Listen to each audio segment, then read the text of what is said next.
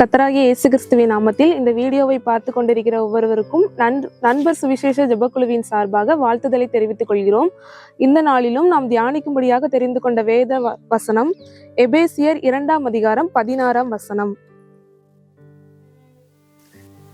பகையை சிலுவையினால் கொன்று அதனாலே இருதிரத்தாரையும் ஒரே சரீரமாக தேவனுக்கு ஒப்புரவாக்கினார். இஸ்ரவேல் தேசத்து மக்களுக்கும் இஸ்ரவேல் அல்லாத மக்களுக்கும் இடையில் இருக்கிற பகையாகிய தடுப்பு சுவரை கல்வாரி சிலுவையிலே நம்முடைய கர்த்தராகிய இயேசு கிறிஸ்துவானவர் கொன்று, அந்த பகையை சிலுவையினாலே கொன்று இரு திறத்தராகிய இஸ்ரவேல் ஜனங்களையும் ஒருவராக ஆண்டவர் ஒன்று கூட்டினார். கொலோசையர் 1:20-21 நாம் பார்க்கும் பொழுது, அவர் சிலுவையில் சிந்தின இரத்தத்தினாலே சமாதானத்தை உண்டாக்கி பூலோகத்தில் உள்ளவைகள் பரலோகத்தில் உள்ளவைகள் யாவையும் அவர் மூலமாய் தமக்கு ஒப்புரவாக்கி கொள்ளவும் அவருக்கு பிரியமாயிற்று. அவர் சிலுவையில் சிந்தின இரத்தத்தினால இரு திறத்தாராகிய ஜனங்களையும் ஒன்று சேர்த்ததாக இந்த வசனத்திலே நாம் பார்க்கிறோம். அவர் சிலுவையில் சிந்தின இரத்தத்தினாலே ஒரே சரீரமாக ஒரே அங்கமாக அவர் தம்முடைய ஜனங்களை ஒன்று சேர்த்ததாக பார்க்கிறோம். நாம் தேவனுடைய சொந்த ஜனங்களாக இருக்கும் பொழுது ஒரே சரீரத்துல இணைக்கப்பட்டிருக்கோம். ஒரு சரீரத்துல ஒரு அவயம் இல்லை என்று சொன்னால் அந்த சரீரம் முழுவதும் நமக்கு வீண் அப்படிங்கிற மாதிரிதான் இருக்கு. ஆனா கர்த்தர் அந்த சரீரத்துல இருக்கிற எந்த ஒரு அங்கங்களையும் அவர் நம்முடைய பாவங்கள் எல்லாவற்றையும் நீக்கி ஒரே சரீரமாக ஒன்று கூட்டியதாக பார்க்கிறோம்.